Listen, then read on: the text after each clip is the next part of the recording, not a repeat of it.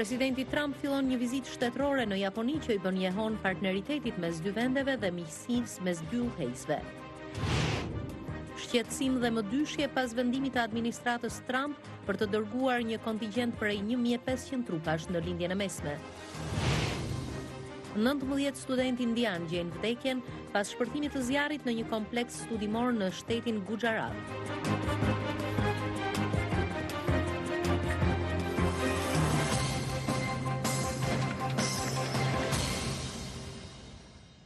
Mirëmbrëma dhe mirë se vini në programin e Zërit Amerikës Ditari. Unë jam Ardita Dunellari. Në këtë emision mund të ndiqni zhvillimet e fundit në Tiranë. Presidenti i Republikës Shqipërisë dhe Organizata për Sigurinë dhe Bashkëpunimin e Evropë bëjnë thirrje për ruajtjen e rendit, ndërkohë që opozita në Shqipëri përgatitet përsëri për protesta, ndërkaq edhe ambasada amerikane në Tiranë ka bërë thirrje për ruajtjen e qetësisë. Do të mësojmë edhe rezultatet e një studimi të fundit mbi mbarvajtjen e qeverisjes vendore në Shqipëri. Ndërkohë që Shqipëria është ende e mbërthyer në tensione politike, shumë probleme të përditshme të qytetarit nuk po marrin vëmendjen e duhur. Një kronik sot na njeh me shqetësimet e ngritura nga përfaqësues të shtresës me probleme të theksuara ekonomike e sociale, të cilët u bëjnë apel vendimarrësve të përqendrohen tek detyra që kanë në shërbim të qytetarit.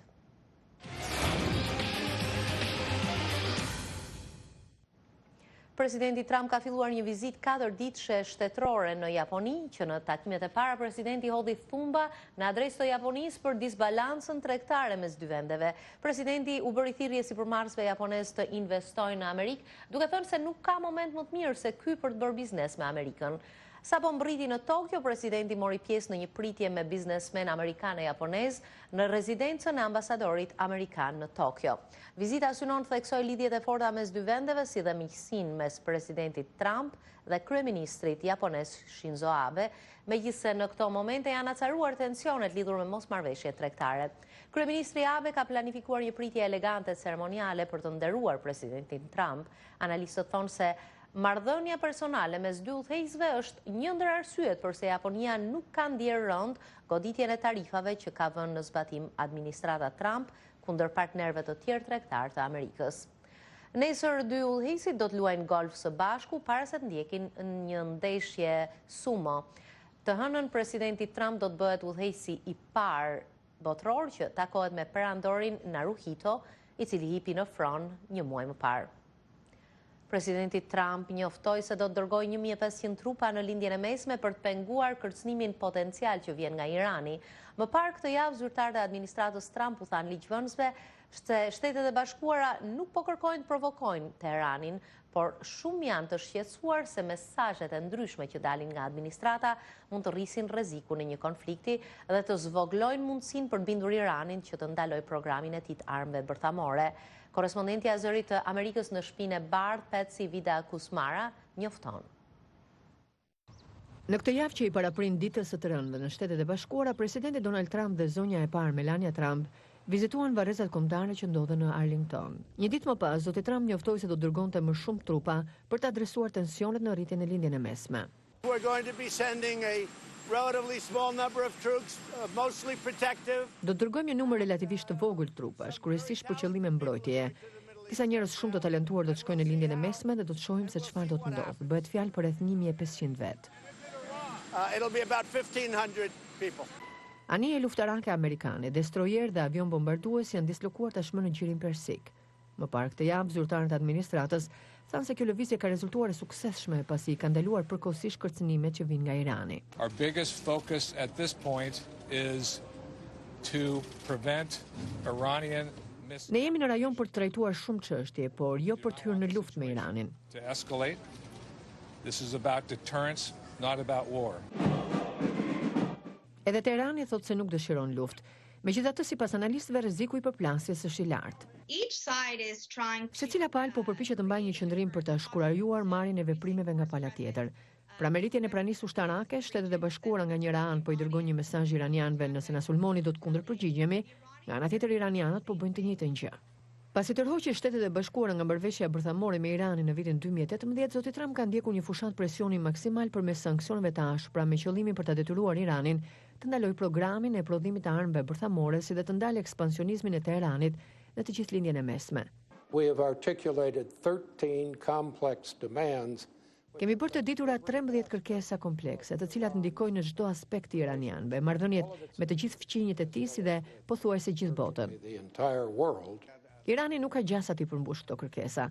Presidenti Hassan Rouhani ka kundërshtuar bisedime duke deklaruar se Irani nuk do të përkulet kurrë. Çfarë do të ndodhë më pas mbetet e paqartë. Presidenti Trump ka folur ashpër ndaj Iranit, por ka bërë një fushat kundër luftrave që nuk përfundojnë kurrë. Ndërkohë këshilltari për sigurinë kombëtare John Bolton është shprehur për ndërmarrjen e një veprimi ushtarak, madje edhe për ndryshim të regjimit. Paqartësia në lidhje me pikësynimet që ka kjo administrat krijon probleme për të korrur sukses dhe për të arritur disa rezultate që do të donim të shihnim. Disa analistë shohin mungesën e qartësisë lidhur me Iranin si simbolik të qasjes përgjithshme të politikës së jashtme të zotit Trump, ku administrata do të bëjë presion të madh drejt një rezultati të dëshirueshëm, por do t'i mungoj besueshmëria në mesazhet që përçon. Mesazhi mund të vinë në formën e një strategjie të shprehur qartë, deri tek një postim në Twitter, por në rrjetën e përditshme nuk dihet kurrë se cili konkretisht është parimi udhësues. Dislokimi i trupave është një ndryshim qëndrimi i zotit Trump, i cili ka theksuar vazhdimisht nevojën për të zvogluar praninë e trupave amerikane në rajon. Autoritetet venezueliane thonë se 29 të burgosur mbetën të vrarë dhe 19 polic u plagosën nga përleshjet në një burg të qytetit Asarigua të premten në shtetin portugesa. Sekretari për sigurinë në shtetin portugesa, Oscar Valero, tha se të burgosurit kishin bërë një tentativë për t'u arratisur nga burgu dhe më pas kishte plasur sherr mes bandave rivale. Sipas zyrtarit, policët kishin ndërhyrë, por ishin pritur me të shtëna, përfshirë edhe granata. Sipas zyrtarëve, burgu kishte një kapacitet prej 50 burgosurish, por aktualisht strehonte 500 vet. Mbi popullimin në burgje është problem në gjithë vendin. Shoqata jo qeveritare, vëzhguesi i burgjeve venezueliane, e cilësoi incidentin e djeshëm si masakër. Nërkaq në Indin perëndimore, zyrtarët thonë se të paktën 19 studentë gjetën vdekjen kur shpërtheu zjarri në një qendër studimore dje në qendër të qytetit Surat në shtetin Gujarat. Shumë nga viktimat u hodhën nga dritaret për t'i shpëtuar zjarrit, të tjerët humbën jetën nga flakët, njoftojnë zyrtarët. Agjencia lajmeve Associated Press njofton se mbi 12 studentë janë shtruar në spital, ku po mjekohen për djegje të brendshme dhe për plagë fizike. Sipas analizave të para, shumë nga studentët ishin të bllokuar në ndërtesë, pasi ishin djegur shkallët. Kryeministri Narendra Modi, i cili është nga shteti Gujarat ku ra zjarri, shprehu trishtim të thellë nga tragjedia.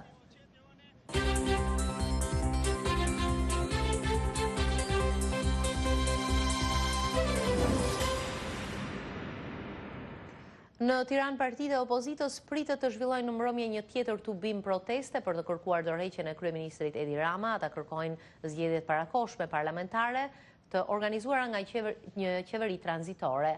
Opozita akuzon kryeministrin për korrupsion, kërcënim të votuesve dhe blerje të votave në zgjedhjet e fundit. Gjatë tubimeve të saj, disa institucione janë goditur me shishe me lëndë djegëse dhe me sende të forta shpërthyese. Autoritetet larta shqiptare dhe ndërkombëtare po u bëjnë thirrje opozitarëve të zhvillojnë një protestë paqësore. Presidenti Ilir Meta shpërndau një deklaratë ku theksoi se shqiptarët më mirë të protestojnë për të drejtat e tyre se sa të largohen nga vendi. Ai shtoi se aktet e dhunës në protestat e mëparshme janë të papranueshme, por drejtësia e kauzës nuk duhet të cënohet nga veprime të papërmbajtura të disa individëve. Ambasada amerikane në Tiranë, përmes një deklarate me shkrim në faqen elektronike të saj, thotë se Shtetet e Bashkuara respektojnë të drejtën demokratike të qytetarëve për të protestuar në mënyrë paqësore, por deklarata u bën thirrje të gjithë pjesëmarrësve në protestë, si qytetarëve ashtu edhe forcave ligjzbatuese, që të përmbahen duke qëndruar larg dhunës. Po sot drejtuesit më të lartë të OSBE-s dënuan fuqishëm dhunën e protestuesve në tubimin e 11 majit. Në një deklaratë përbashkët, ata theksuan se dhuna është e papranueshme dhe se trazirat nuk mund të zëvendësojnë angazhimin politik demokratik. Drejtuesit e OSBE-s deklaruan se koktejet e Molotovit, hethja e gurve dhe e shashkave janë të palishme, por edhe reagimi i tepruar i forcave të rendit nuk mund të pranohet. Pjesëmarrësit e drejtuesit e protestës së sotme duhet jenë të përmbajtur. Përmendja e derdhjes së gjakut pak ditë përpara një proteste publike nuk përputhet me demokracinë moderne dhe me protesta demokratike, thekson OSBE-ja në deklaratën e saj. Po në Tiranë sapo është publikuar një studim mbi qeverisjen vendore ku vret një shtim i ndjeshëm i numrit të nëpunësve bashkiak dhe dobësim i shërbimeve bashkiake. Studimi u krye nga shoqata e bashkive e cila vren se reforma territoriale nuk ka sjell ulje të shpenzimeve administrative. Korrespondenti ynë Iliriana Golli njofton nga Tirana. Shoqata e Bashkive të Shqipërisë publikoi sot raportin Qeverisja Vendore në Shqipëri, ku vërejnë një seri problemesh nëpër bashkitë e vendit. Autorët e raportit e vlerësojnë si të dështuar reformën administrative e territoriale, sepse sipas tyre ajo shtoi shpenzimet e bashkive dhe numrin e punësve bashkiak me 50%, por edhe dobësoi shërbimet ndaj qytetarëve. Gjetja e parë e studimit është që eficienca ekonomike e reformës territoriale ka dështuar plotësisht. Propagandimi për të kursyer 60 deri 80 milion dollar nga reforma nuk është as pak e vërtet, përkundrazi, jo vetëm që nuk janë kursyer, por janë rritur jashtëmase shpenzimet administrative. Këtë bazojnë në një argument fare të thjeshtë. Kur kishin 373 njësi të qeverisjes vendore, numri i punonjësve total ishte 23.000 punonjës në tërë sistemin e qeverisjes vendore. Sot me 61 bashki kemi 34.000 punonjës, pra kemi 10.000 punonjës më shumë. Autorët besojnë se harta administrative territoriale duhet rishikuar me ndryshim kufish dhe pa ndryshim kufish, sidomos për ato bashki që janë tepër të mëdha nga sipërfaqja dhe shërbimet janë larguar ndjeshëm për qytetarët. Studimi provoi se reforma territoriale u lidukshëm cilësinë e shërbimeve ndaj qytetarëve dhe i largoi bashkitë nga komunitetet e banorëve dhe interesat e tyre. Argument tjetër që kjo reformë nuk i dha efektet e saj ishte fakti që është ulur shumë demokracia lokale, është ulur shumë pjesëmarrja lokale dhe qeverisja vendore është larguar shumë nga qytetari. Argument tjetër është fakti që ka një disbalancim të theksuar të zhvillimit midis zonave rurale dhe zonave urbane, po thuar se ish komunat, pra sot që quhen njësi administrative, pra zona rurale është të thuajse jo e qeverisur. Drejtuesi i shoqatës së bashkive Agrona Xhimiali thotë se një tjetër pikë kritike e studimit është se bashkitë rritin taksat por nuk zgjerojnë bazën e tatim paguesve. Po ashtu është vërejtur edhe një diskriminim politik midis bashkive të majta dhe atyre të djathta sa u takon investimeve. 93% e buxhetit prej rreth gati 110 milion euro nga Komiteti i Zhvillimit të Rajoneve në vitin 2017 janë dhënë për bashkitë e mëdhaja dhe të majta dhe vetëm 7% për bashkitë e vogla dhe të djatha. Pra këtu kemi diskriminimin gjatë këtij 4 vjeçari si asnjëherë tjetër nuk ka ndodhur. Raportet midis kryeministit të Shqipërisë dhe të zgjedhurit dhe vendor kanë qenë raportet më të acarta. Dhe këtë bazojnë në faktin që kryeministri atakonte kandidatët të opozitës edhe gjatë fushatës, i përqeshte, i përfolte, i ironizonte, po kështu edhe pasi ato fituan që kryeministri duhet i trajtonte si bashkëqeverisës, si koleg, si partner, sërish kryeministri i ironizonte, i banalizonte, i ofendonte dhe kjo ka krijuar klimën më të acartë. Qeveria socialiste ndërmori në vitin 2014 një reformë qeverisjes vendore për të dhënë bashkive më shumë pushtet financiar, më shumë kompetenca për shërbime dhe investime. Reforma territoriale synoi sistemimin e territorit në kufi të rinj administrativ, duke riorganizuar njësitë e qeverisjes vendore që atëherë konsideroheshin shumë të fragmentuara dhe se bënin shpenzime të mëdha, ndërsa tani bashkitë kanë më shumë punonjës se më parë dhe shpenzimet e tyre nuk janë ulur. Për Zërin e Amerikës, Iliriana Golli, Tiranë. Ndërkohë që tensionet politike në Tiranë janë në rritje, në rrethen një numër i madh familjesh me probleme sociale, ekonomike dhe shëndetësore vazhdojnë përballen për ditë me vështirësi në përballimin e jetesës. Përfaqësues të këtyre familjeve shprehen se është koha që vendimarrësit të drejtojnë syt tek vështirësitë dhe problemet e qytetarëve dhe jo tek sherrret e përditshme të politikës. Korrespondenti i Zërit Amerikës Pullum Sulo ka përgatitur kronikën. Një grup familjarësh të fëmijëve me aftësi të kufizuara janë bashkuar pranë qendrës së tyre në pritje të shpërndarjes së ndihmave nga një shoqatë humanitare. Situata shëndetësore e fëmijëve dhe vështirësitë ekonomike sulën kohë të merren me sherrjet e përditshme të politikës. Nine Suga ka 36 vite që përballet me problemet e djalit të saj. Pas vitit 1991 ajo zbriti nga Valbona në Shkodër për kushte më të përshtatshme për djalin, por edhe këtu dhëmbja dhe vuajtjet nuk gjetën shërim. Po ku ka mundësi unë 70 vjeç, 77, me shko me ta. Ku je me quën, ku je me alon. Unë është 36 vjeç. Poga, çfarë poga ta? Qa, i 100.000 lek, 100.000 lek, zi qa me ba ma parë. A me shko me, a me blej sen, a me qoj sen, a me me hangër i shashe do të me ba sheftin. Situata duket më vështirë në familjen e Vace Hasajt, e cila ka 2 fëmijë me probleme të aftësisë së kufizuar. Sot jam 67 vjeç, dihet se për këta 2 fëmijë kam bëll me i pastrua, me i donë ushqimin të donë pastrimin e kushtet e tyre janë shumë vështira, sidomos gjanat higjienike, dritat, 100.000 lekë drita ku ti marr. A mund t'ja postu ujtje xhet smunesh. Vjen dimni, dru po, xheti të ngroh jashtë përreti, si përballohet shumë vështirë. Mirsada thotë se është 38 vjeçe dhe se problemet e saj shëndetësore nuk ja mundsojnë lëvizjen e pashoqëruar në rrugë dhe se trajtimi financiar mujor nga shteti është i pamjaftueshëm. Situata shumë e vështirë për mua sepse duke pas parasysh që unë jam aftësi të kufizuar, edhe duke pas parasysh që unë kam kalu një smunje gjysh 3 muajshe, ku ka 5 smunje fëmijëve, edhe dalë gjithmonë me mamin për krah, nuk mund dal vetëm sepse kam nevojë për një mbështetje. Edhe kena nevojë për shumë mbështetje edhe sepse edhe rrugat janë të pakta, edhe kështu që pagesa është e pakta. Me gjithë aftësitë e kufizuara, Mirsada ka gjetur rrugën për të bashkuar në bandën muzikore dhe dorë të fëmijëve me aftësi të kufizuara. Kena ba koncerte jashtë vendit me bandën muzikore, kena ka Norvegji, është 5 herë që na do të shkojmë vitin tjetër në Norvegji prap. Pjesëmarrja në bandën muzikore dhe dorë ka gjallëruar jetën e Mirsadës. Megjithatë ajo thotë se askush si ka ofruar mundësi punësimi, gjë që do të lehtësonte problemet ekonomike të familjes, por edhe mundësonte integrimin e saj në jetën e përditshme. Prindërit e fëmijëve me aftësi të kufizuara kanë krijuar këshillin e tyre për të ngritur zërin për problemet me të cilat përballen ata dhe fëmijët e tyre. Prindërit thonë se politika duhet i drejtojë syt tek këto familje dhe jo tek sherrret e tyre të përditshme. Jena mënu përsoj për këtë me qeverin, me negociu me të përsoj për këtë halëve tona, ligjeve, kena shumë të mangëta. Jena e vetëmja shtresë që jena shumë të persekutum. Përsoj për këtë ribursimeve, rrugat i kena të vogla, kena përsoj për këtë edhe vizitave mjekësore. Ilaqet janë, duhet shumë, ka burokracina, duhet me shku në shumë doktora një kohë që prindi ka fëmijën e smur në shtëpi.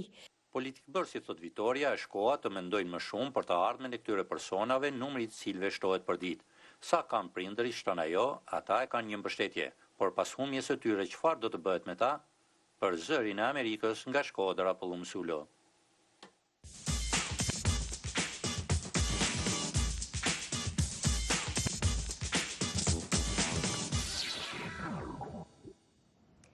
Sekretari i mbrojtjes në detyrë Pat Shanahan është piketuar nga presidenti Trump si drejtues i ardhshëm i Pentagonit. Nëse aprovohet kandidatura e tij, ai do të marrë në dorë marshet e këtij institucioni të rëndësishëm në një kohë sfidash madhore. Siç njofton korrespondentja e Zërit të Amerikës në Pentagon, Carla Babb, zoti Shanahan fillimisht do duhet kalojë përmes procesit të vështirë të konfirmimit në Kongres. Pas më shumë se 4 muaj shpritje, i është zëvendës sekretari i mbrojtjes, tani është kandidat për postin e lartë civil në kryet e Pentagonit. Ekspertët thonë se pritja e ka distancuar zotin Shanahan nga largimi i trondites i pararencit të tij, generalit në pension Jim Mattis me 1 janar. Është vështirë për të gjetur një biografi aq mbreslënse sa të sekretarit Mattis, do të jetë i vështirë procesi i zëvendësimit të tij për këdo, por gjithashtu nuk duhen anversuar ato që mund të mësohen gjatë 2 viteve në postin e zëvendës sekretarit. Zoti Shanahan nuk ka patur poste qeveritare para se të bëjë pjesë e Pentagonit 2 vite më parë. Së fundi, inspektori i përgjithshëm e gjeti të pastër atë pas një hetimi, nëse ai kishte promovuar padrejtisht pëndhënësin e mëparshëm, kompaninë Boeing. Ndërsa republikanët pothuajse kanë të sigurta votat për konfirmimin e zotit Shanahan, demokratët kanë sinjalizuar se do të përballet me pyetje të vështira me mungesën e eksperiencës së tij në arenën botërore dhe nëse ai do të rezistojë presionit të presidentit Trump, veçanërisht pas sa i pranoi përdorimin nga presidenti të fondeve të Pentagonit për ndërtimin e murit kufitar. Ka patur shqetësim nëse zoti Shanahan do të jetë në gjendje që ta bëjë më djeni presidentin kur mendon se një vendim është i drejtë apo i gabuar. Kjo është ajo që pritet gjatë konfirmimit. Por kjo nuk është i vetmi problem. Buxheti i fundit nga Kongresi për ushtrinë ishte i fuqishëm dhe u miratua në kohë. Por, tani që Kongresi është i ndarë në vija politike, prirja me pashme nuk ka gjasa të vazhdojë. Shanahan duhet të gjejë një mënyrë për të bashkërenduar ambicien e tij të madhe që shihet me buxhetin e vitit 2020, me strategjinë afatgjatë të sigurisë kombëtare që duket se ka gjasa për bërime shumë më modeste për mbrojtjen. Ndërsa shtohen tensionet me Iranin, zoti Shanahan do të jetë në qendër të debatit. Administrata e zotit Trump po e nxit çështjen e Iranit. Kjo mund të ketë përfundim të mirë ose një fund shumë të keq. Nga zoti Shanahan pres mendim të qetë, por të vendosur rreth mënyrës se si duhet trajtuar kërcënimi iranian. Pentagoni ka shtuar praninë ushtarake në rajon për të kundërshtuar kërcënimet e mundshme iraniane. Udhëheqësit botëror kanë bërë thirrje për përmbajtje, ndërsa të dyja palët thonë se nuk duan luftë. Mira emigrantë në kërkim të azilit janë grumbulluar në kufirin jugor amerikan, por shumë prej tyre që kalojnë kufirin pa leje ndalohen nga autoritetet amerikane. Në përpjekje për të frenuar këtë dyndje, autoritetet kufitare përdorin forma të ndryshme vizuale për të informuar këta persona për rreziqet e shumta që i presin në përpjekjen për të kaluar kufirin. Korespondentja e Zërit të Amerikës, Celia Mendoza, ishte në Arizona, një shtet në zonën kufitare me Meksikën nga hyn shumë emigrantë. Numri njerëzve që kalojnë përmes kufirit jugor të Shteteve të Bashkuara vazhdon të rritet. Në qytetin Tucson të Arizonas, autoritetet thonë se kanë ndaluar më shumë se 100.000 emigrant duke kaluar kufirin në mënyrë të jashtëligjshme në periudhën mars-prill. Është alarmuese të shohësh familje duke kaluar zona kaq të rrezikshme. Duke përdorur aktorë si refugjat, autoritetet po demonstrojnë për shtypin rreziqet me të cilat ndeshen personat që tentojnë të hyjnë në mënyrë të jashtëligjshme. Me veshje të maskuara, këpucë që nuk lënë gjurmë dhe bidona për ujë, aktorët fshihen në shkretir duke shmangur kontaktin me forcat e rendit. Disa fshije në pjesën e pasme të një kamioni ku temperaturat shkojnë deri në 45 gradë Celsius.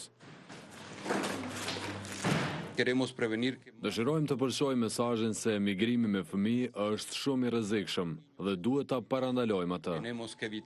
Zyrtarët e sigurisë kufitare thonë se shumica janë në dijeni të rreziqeve, por vendosin të largohen nga varfëria dhe dhuna në vendet e tyre. Franklin Garcia dhe djali i tij lanë Hondurasin dhe arritën të kalojnë kufirin amerikan. Ne kemi hyrë përmes kufirit në Sonora. Kemi ardhur vetëm. Ishte shumë e vështirë. Kishim uri dhe etje. Garcia dhe djali i tij po presin autobusin që të vazhdojnë rrugtimin për në SBA. Ata janë në mesin e mira emigrantëve që kaluan kufirin pa leje. Agentët kufitar thonë se kanë të vështirë të kontrollojnë numrin në rritje të personave pa dokumente dhe të nevojave të atyre që i ndalojnë. Në këto momente nuk kemi asnjë paralajmërim, thjesht ndodh. Na u desh të arrestonim një grup prej 400 personash në mes të natës. Agjencia ka shumë pak kohë të përgatitet. Duhet të minimizojmë këtë krizë humanitare sa më shpejt që të jetë e mundur. Por kjo është një detyrë e vështirë, sepse kërkon angazhimin e të gjithë faktorëve të zbatimit të ligjit për të zvogluar këtë krizë humanitare. Agentët doganor dhe patrulla në kufirin e Arizonës nënvizon faktin se kalimi në kufirin jugor amerikan është kthyer në biznes miliona dollarësh, prej të cilit përfitojnë vetëm kartelet dhe bandat kriminale.